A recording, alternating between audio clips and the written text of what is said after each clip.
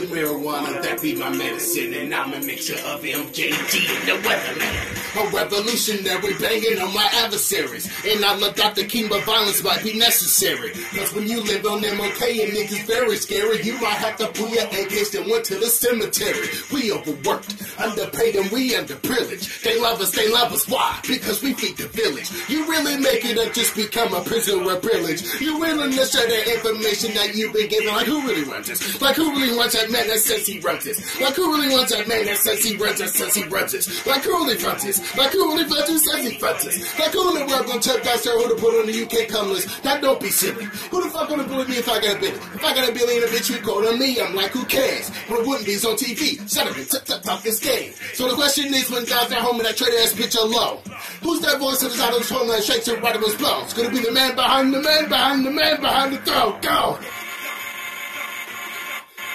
Oh, come on, let's fucking get this shit! Run the jewels! Pretty sure this video is now demonetized. I don't care. I love Run the Jewels. Yeah.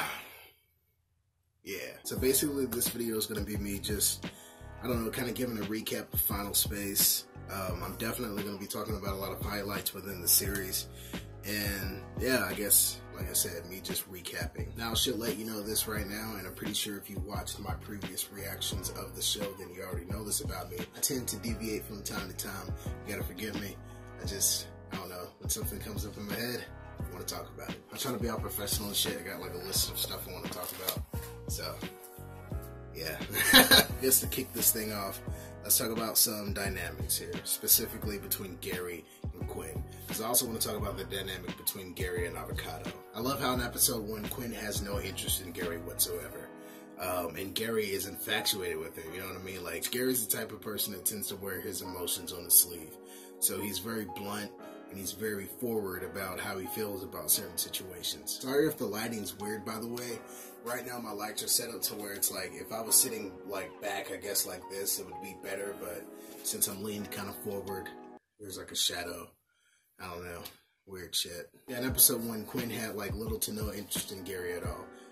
But over time, we start to see an interest develop, you know what I mean? So we see the beginning inklings of a friendship, and then trust is established, and then romance is starting to come into play, you know what I mean? On Quinn's side, because Gary's all, like I said, he's all over Quinn, you know what I mean? Over time, Quinn begins to grow feelings for him. And within those feelings, romance blooms, and by episode 10, they're fucking in love with each other, you know what I mean? And I fucking love that shit. It feels natural, you know what I mean? And I guess to spearhead into the dynamic between Gary and Avocato, the dynamic between Gary and Quinn, I think it definitely grew in chapter 6. Because that is when, of course, we all know when Avocato died. Avocato's death was tragic because as soon as he was fucking introduced, audiences fell in love with him, you know what I mean? Cody Galloway fucking voices his ass, and I fucking love him, man. Cody seems like a cool dude. But as soon as he was introduced, audiences fell in love with him, and that's because of that dynamic that he has with Gary. I love how Gary forces him to play cards, because you can see Gary is trying to establish some sort of common ground with Avocato, you know what I mean? He really needs a friend at this point, because when he met him, like I said earlier, Quinn didn't want anything to do with Gary, so Gary really needed somebody. Now, of course, Gary has Hugh now, but in the beginning, Hugh was a prison guard, you know what I mean? He was aboard the Galaxy 1. The Galaxy 1 was just like a fucking jail cell for Gary. He was there for 5 fucking years. It's fucking crazy, dude. 5 fucking years gone from Gary's life. So, of course, naturally, the first person he runs into, Gary wants to establish some sort of fucking, you know, friendship with the guy. And Avocato's that first person. And it really does work. It's really cool because, although he manages to force Avocato to play with him, you really do begin to see the beginning sparks of what will be a bromantic relationship. I say bromantic, B-R-O, bro. You need a good bromance in a sci-fi film. Or not film, series. Yeah. Sorry. But you need that bromance there because it shows how strong the characters care for each other as friends, the bond that they have. And it will rip audiences to shreds once you decide to kill that character off, like we see with Avocato. When he died, it fucking hit me. It tore me up. I was crying like a motherfucker. Why? Because I care about Avocato. They developed him in a way that made Gary find some sort of common ground with him, and they built on that friendship. They built on that. Not only that, but you learn about Avocato's past. You learn about his history, how Lord Commander tried to force him to fucking kill his son. You know what I mean? Find out that he was one of like many commanders that was under Lord Commander, and like Lord Commander forced everybody to kill their fucking firstborn of their bloodline. That's fucked up, man. That is seriously fucked up. But Avocato was that one person that prevailed. Avocato was that one person that said, nah, motherfucker, fuck that. I'm not doing that shit. So it's all about those layers, man. You know what I mean? You start peeling those fucking layers back and you start seeing why characters are the way they are. And it's fucking dope. In terms of Avocato's death, you know, I love Cody Galloway, and I totally want to fucking see him come back to the show. But at the same time, it's like, keeping Avocato dead would be such a good storyline element. But this show has a lot of time travel heavy elements. And it's like, when you're throwing all this time travel shit in there, of course the possibility of bringing back one of the most beloved characters of the show has to be thrown onto the table. You know what I mean? It's just like a must. Like, my mind is always going to cross that idea. It's like, you know, you have the ability to travel back in time. Of course, you're going to try to prevent your best friend from dying. And I've seen all these theories about how it can happen too. You know what I mean? I remember I read one theory where someone said that at the very end of the show, which that's another thing, Gary's floating in space and he's about to die, and then boom, the light shines on him, and I'm like, oh fuck, oh my god, who the fuck is that, who the fuck is that? I've seen theories from like, you know, the light being like another time worm that eats Gary, and like, Gary goes back in time and prevents Avocato's death from happening. I've seen theories about it just being just a random person, you know what I mean, that someone's just floating through space and he's like, oh shit, there's a person floating out there, let me grab him real quick. What if it was Lord Commander, you know what I mean? Because the Titan reached out for him when it was reaching through the fucking, what was it, the event horizon of the fucking tear in space-time continuation or some shit like that? I don't know. The point is, the Titan was reaching through, and it didn't grab Lord Commander. It grabbed Earth instead, and it just pulled it through. Earth is fucking gone. Holy shit, dude. Where is Earth? Is it destroyed, or is it just floating around in like a different realm of existence? You know what I mean? What the fuck is going on there? But essentially, Lord Commander was rejected by Final Space. So I wonder, is that going to change his mindset on things? You know what I mean? Can Lord Commander be redeemed? I don't know, man. There's just too much. There's too much shit going on. Because here's my thing. If Gary does go back in time, because I would really love to see some time travel elements, you know what I mean? I would just love for them to play around with that fucking aspect in general. What would Gary do differently if he was traveling back in time? Would there be rules they would have to follow? You know, in Back to the Future 2, and I think Harry Potter says it too, but you can't interact with your past self, you know what I mean? Because you don't remember interacting with yourself. So if you change the reality, then it can mess up your specific timeline. But, you know, basically paradox. Basically you return into a paradox, you know what I mean? But they even talked about that in the show, that paradoxes essentially, I guess, they don't work the way we thought they worked. So does that mean that we could change some shit around and, you know, maybe it wouldn't kill you? You know what I mean? Because that's the biggest thing. The biggest thing about time travel, the reason why people say it's so messy is because, let's say you go back in time and fucking kill Hitler. Well, you know, yes, you did prevent the Holocaust from happening, but what if, like, your ancestors came together because of the Holocaust? What if, like, your great-great-grandfather and your great-great-grandmother met at, like, a concentration camp and they escaped and, like, they made a life together? You know what I mean? And they escaped the Nazis. Well, since you prevented the Holocaust from happening, you just completely erased your entire fucking bloodline up to that point. You know what I mean? It's one of those things. And it's like, I don't know. It's so fucking complicated, you know what I mean? Because you think about things like that. Like, what if JFK was never assassinated? What if you prevented all the world wars from happening? Vietnam, you know what I mean? The Korean War. What if you could prevent any tragedy from happening? Would there be consequences? Would there be a paradox formed because of your actions? Also, Lord Commander's health rapidly declines throughout the series. So at the beginning of the show, he's fucking great. He's evil. He's fucking terrible. Like, you hate him, you know what I mean? But he's just a normal evil guy. By episode 10, this motherfucker's throwing up black blood. It's fucking disgusting. His head's all busted open. His skin's all dark and black. It's fucking sad, you know what I mean? He looks like a doctor off of Doctor Who, whose, like, body is dead, but, like, he doesn't want to regenerate. And so, like, his body's just, like, deteriorating, and it's all fucking gross and disgusting. And it's like, dude, just fucking regenerate already. You know what I mean? Like, ugh. Like, Lord Commander is fucking sick and he's dying. What if Lord Commander died? You know, because right now Lord Commander is the villain, but you know, you got to think there's also Titans out there, so I wouldn't be surprised if something happens, say if they kill Lord Commander, and then the threat goes from him, so now we got Titans that we got to deal with, you know what I mean? Because we know Bolo's cool, but as far as we know, he's the only Titan that's actually kind of somewhat cool. All the other ones apparently only care about violence and trying to kill us and shit, so... Very complicated shit, man. But I seriously am interested in Lord Commander. What will they do with his character? Will his mindset change? You know what I mean? Because like I said, he essentially got rejected by Final Space. All he cared about was just getting there and getting that power and becoming a Titan. You know what I mean? But now, like, what will happen? You know?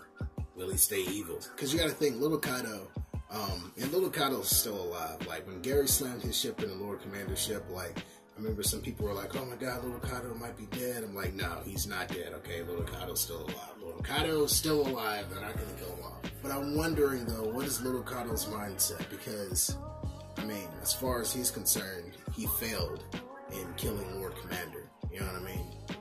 And Gary was the reason why he failed. So... it just makes me think, like, what if Gary really does try to establish some sort of friendship with Lord Commander, and then Little Kato comes back into the picture. He's like, I'm about to kill you finally. And then Gary's like, no, don't do it. You know what I mean? That would fuck Little Kato up. Oh my god. And, like, people are like, no, that would never happen. I've seen that happen before in shows. You know what I mean? Look at fucking Walking Dead. Look at The Walking Dead. Despite everything that happened, Rick keeps Negan alive. Fucking Negan killed Glenn. Negan killed Red. And Rick kept him alive, man. Rick kept him alive. I felt for Maggie, man. I felt for Maggie. Oh my god. So that's what I'm talking about, mercy. You know what I mean? Will Gary's mercy overcome his wrath? And if so, will Little Kato have problems with that? Will Little Kato's mercy overcome his wrath? You know what I mean? I don't think so. Like I said, Lord Commander, he killed Avocato, dude. Lord Commander killed Avocato. So... who knows? I'm just saying, you know, I would be very shocked, but I've seen it before where, you know, we have a character who is just the evilest guy in the world, and we, you know, of course there'd be no redemption for this person, but fucking somehow, some way, you know what I mean? It might even take a season or two, but they always turn that fucking piece of trash shit character into, like, someone you care about, you know what I mean? And then you're like, damn, I don't want to see anything bad happen to this guy. When 2-3 seasons ago, you were like, fuck this person, this guy sucks, you know what I mean? What if they did that with Lord Commander? What if? What if, man? I don't know. Because he was just corrupted by Final Space, you know what I mean? So, fucking complicated shit, dude. Is Tribore still alive? And if he is he still going to be the resistance leader? Kevin is dead. You know what I mean? That was fucking crazy. So, will we see another Kevin enter the show, or is he gone for good? Because I really kind of low-key want to see him. He grew on me, man. He fucking grew on me. I know fucking Gary hates him. Gary hates his ass, but Kevin grew on me. So, I would definitely love to see another Kevin grow back. Hugh, man. Let's talk about Hugh. Because, you know, in episode 1, he's simply a guard. You know what I mean? Just watching Gary. And by episode 10, he's one of Gary's best friends, you know what I mean? Specifically, you remember when they do ram into Lord Commander and he was beginning to die. Gary's like, hurry up and fucking send your consciousness to the helmet. He cared about him, man. I don't know. It's so cool because he's a fucking AI operating system, but he's fucking awesome, you know? He's fucking cool. He's cool. He's Tom Kenny! So... I love Hugh, man. I love how they developed him. What if they pull like a Avengers Age of Ultron and like send Hugh's AI to like a body or some shit? Like they made him a person. Oh man. That'd be nuts. That'd be crazy. That would be insane. John Goodspeed, Gary's father, when he had the bomb and he was like, fucking, I'm sorry, Gary, I love you. He twists it and he fucking, it was so sad. It was so fucking sad. But out of that very sad moment was the birth of Mooncake. And I've seen a lot of theories floating around about how Mooncake could be like John's collective love for Gary, which begs the question, will that happen with Quinn? Will we see Quinn turn into a Mooncake? I don't know, I'm just saying, applying that logic to Quinn's situation. So, man, I don't know, man. The show's fucking nuts. Bolo, will we see more Bolo? We have to see more Bolo. But is future Quinn still in Bolo's mind? Because we just saw her walk off. We didn't see her leave, like, Bolo's mind specifically, did we? I don't know if we did or not. But I don't know. Maybe she's still in there just fucking around. Fucking around in Bolo's head. And the Titans. I want to learn more about the Titans. I want to see what they're like. I want to learn more about their behavior. I want to learn more about their history. I also want to see some mothers, man. I would really love to see Avocato's wife. You know what I mean? Little Cato's mom. I would love to see Gary's mom. I don't know. I want to learn more about Quinn's history as well. You know? Damn, man. Will we see more of Quinn? Oh, man. I'm really fucking wondering about that mooncake idea. Like, what if Quinn turns into another mooncake? I don't know. Just imagine like a purple mooncake or some shit. You know what I mean? And instead of saying chookity, like chookity, chookity, chookity. Imagine that she's like shookity. I don't know. I'm just fucking weird. I'm weird. I know. That would be so dope. There's like 2 keys to Final Space now. They both love Gary. Man. Nah, that couldn't happen though because of Future Quinn. Look at Future Quinn. That's fucking crazy. I don't know. I'm just fucking rambling on. But you know, this show really does kind of harken on a tone that's very present in John Wick. Believe it or not, it's very present in Deadpool 2. I don't want to spoil Deadpool 2, but basically, there's a situation that happens, and it's one of those moments where it's like, it kind of puts the main character in a mind frame to where they're willing to do whatever they need to do to cope with what has happened or to exact revenge on the people that are responsible for doing this. So in John Wick, it was when the dog died. You know, John's dog gets killed and someone steals his car. And he goes on a rampage and is set out to get revenge because of that happening. And when you're watching it and you're seeing everything that goes down, and you see what actually happens, you learn the fucking story, you're like, oh shit, I can totally see why he's doing what he's doing. You know what I mean? As fucked up as it is, you can definitely see why he's doing the things he's doing. And that's how I feel with Gary. You can really kind of apply that logic to all the characters, you know what I mean? Every character has a story. But Gary specifically, you know, when you learn of his past with his dad, he meets Avocato only to have Avocato ripped apart. You know, Quinn dies. When you lay out Gary's life, you really do see the type of person that he is. He's broken. Not only that, but he was in jail for 5 fucking years on this ship. You know what I mean? And ultimately, Hugh and Gary became friends later in life. But I'm pretty sure when he was on that ship, it was hell.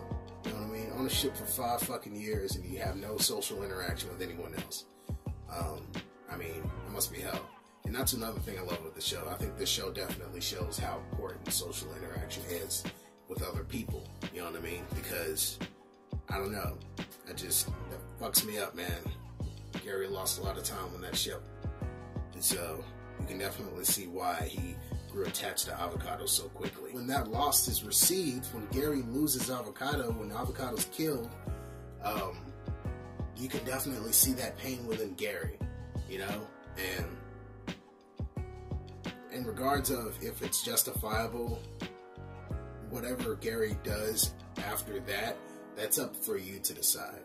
But you see why he does everything he does after Avocato's death, because he's emotional. He lost somebody that he really did care about. And so, to me, yes, everything's justifiable, you know? But that's just because we get to see everything that Gary and Avocato went through. We think it's justifiable because we're the audience and we've seen all the aspects of the story. We know all the characters, you know what I mean? Or bring somebody in that doesn't know all the characters. Will they think it's justifiable? Who knows? So, I don't know, man. Playing that devil's advocate shit. But I'm excited for season 2, man. I cannot wait to see what they do with the story. But I remember I was watching a Final Thoughts episode. Final Thoughts is kind of like The Talking Dead, but for Final Space. Like Cody Galloway, Olin Rogers, and whoever the director for that episode was, or maybe it's someone like David Sachs. I think that's his name. Is that his name, David Sachs? They'll get on Facebook and talk with the fans about the newest episode, and you know, I love watching that. But I remember I was watching one, and someone asked if they already had the ending for season 2 planned, and Olin was like, yeah. And I'm like, damn, dude. So I like how they already have a plan, and that's very fucking cool. But you know, in terms of the beginning of season 2, I definitely want to see how that's going to play out. How far developed do they have the show already? You know, definitely does pick that question. Do they have the entire show planned out already? This is just me fucking being ridiculous with theories and shit now. But what if they bring Avocato back, like, what they did with Bird Person and Rick and Morty? So, like, you know, maybe Lord Commander gets a hold of Avocato and he, like, puts them together and makes him, like, an evil cyborg or some shit like that. And, like, Gary and Little Cato, they gotta, like, help him turn normal again. You know what I mean? Basically, Avocato turns into, like, an evil Terminator. I don't fucking know. That shit would be nuts. But, yeah, man, I just can't wait. I guess it's just like a random ass theory. I guess also that, you know, it'd be cool to see Hugh go from AI to, like, person. You know what I mean? Like, if they pull a Avengers Age of Ultron, like what they did with the Jarvis, made him Vision. It'd be pretty cool if they did that with Hugh, put him in a body. So, yeah. What other theories? Oh yeah, the Quinn being a mooncake theory. You know what I mean? Like I said, I close my eyes, and whenever I think of Quinn being a mooncake, I think of a purple mooncake for some reason. And she looks just like, what's his name? Mooncake, but she's purple. So, yeah. But there's a plot hole in that theory because we have future Quinn. So, it's not possible. I don't know, it's headcanon. You know what I mean? It's my headcanon. Is Tribore still alive? What else? We already know Little Cato's still alive. Like, that shouldn't be a question. We know Little Cato's still alive. They're not about to kill him off. Will Lord Commander turn good? Because I think that would be, I don't know, in terms of, like, I love the characters being together, but, like, I don't know, the anarchist in me wants to see Gary turn Lord Commander good, but still have that rage burn inside of Little Cato. Ultimately, it kind of wedges a fork between Little Cato and Gary, because Gary is trying to, like, turn Lord Commander good, but Little Cato just wants Lord Commander dead because Lord Commander killed fucking Avocato. So, the anarchist in me, like, loves that idea of, like, you know, divide them. It's because in this season, you know, it's all about bringing them together. And so you tend to see that with shows and parallels and stuff like that. Like, one season will be about bringing all the characters together, and then another season will be about just breaking them and tearing them apart. And then the season after that will be bringing them together again. You know what I mean? So it's like, I love that back and forth with shows. And I don't know, I think that would be a good way to kind of test that. Ultimately, I wouldn't want to see anything crazy flat out happen between Little Cato and Gary, but I don't know, it would be interesting to play around with that idea of, like, you know, Gary trying to change Lord Commander back into Jack, and then maybe if he's successful, Little Cato's like, nah, fuck that, I want him dead, you told me that we were going to kill him. Gary's like, things are complicated, he knew my father, and Little Cato's like, I don't give a fuck, you know what I mean, some crazy shit like that, I don't know, I'm just saying, kind of play around with that idea. I definitely want to see more of Bolo, and I want to know how he's going to come into play in the future, because you know we're going to see more of him, you know what I mean, that'd be so cool if we do, because I think it's Keith David that does the voice of Bolo, and Keith David is so fucking amazing. They Live, if you've never seen that movie before, you need to fucking watch it. They Live, dude, it's a good film. But yeah, that's pretty much it, man. Just me just splurging about Final Space for a good hour or so. I'm gonna edit this shit down, obviously. Wonder if I can get this video edited under 30 minutes. That's gonna be my goal. I might fail, but we'll see. But yeah, this is me just talking with you guys. Let me know if y'all enjoyed it. Maybe I'll do more videos like this in the future. It doesn't always have to be Final Space related. Maybe I'll do, you know, me talking about Attack on Titan Season 3 when it comes out, or some other show that's on. That's good. Yeah, so I'll see you guys soon. Rick and Morty got 70 fucking episodes. Oh yeah, that's a thing. That's fucking nuts, dude. Jesus Christ. So like 7 more seasons if they do the whole 10 episodes per season. Like, are they gonna keep doing that? So Jesus, man, that's fucking nuts. Rick and Morty, dude. I gotta pick up Season 3. I still haven't gotten it yet. Yeah, like I said, you know, Final Space reaction. Can't remember which one, but I'm gonna get some Final Space posters. I got a shitload of posters over here that you can't see right now. There's like a couple right there. There's like 4 right there. Yeah. Thanks for watching this video. It's cool talking with you guys. I cannot wait for season 2, man. Also, does anyone else get any Orville vibes off of this show? Obviously, I get Futurama vibes, which is automatically what I get for any fucking animated show that takes place in space and is dealing with like time travel and shit in the future, you know what I mean? Like, that's just a given. I'm gonna immediately think Futurama. If you haven't seen Orville, it's on Fox. You should definitely check it out. That show also just got renewed for season 2. It's really cool. It's kind of like a satirical take on Star Trek: The Next Generation, which that's also kind of how I feel with this show too. You know what I mean? It's kind of like a satire. I love the pacing for this show too because it has that dark comedic humor about it, but it's sci-fi. You know what I mean? And it kind of has that space opera vibe to it, but it's very just kind of awkward and just more realistic, even though it's a cartoon. You know what I mean? It's really weird, but it's fucking dope. Interstellar, I get a lot of vibes of that too. It's very colorful. Yeah, man, so it's fucking awesome. Also, I get Hitchhiker's Guide to the Galaxy vibes. I really do get those vibes too. So yeah, like I said, this is basically me just prattling on about Final Space for God knows how long. So yeah, thanks for watching, man. I will see you guys for season 2. Can't wait for it. Let me know if y'all like this video. Maybe I'll do more videos. Maybe I'll even do a live stream where, like, you know, I just get to sit down and talk to awesome ass fans about the show, theories that they have, and we can like compare notes and shit. I'll talk to you guys later, and yeah, see you guys soon. Peace!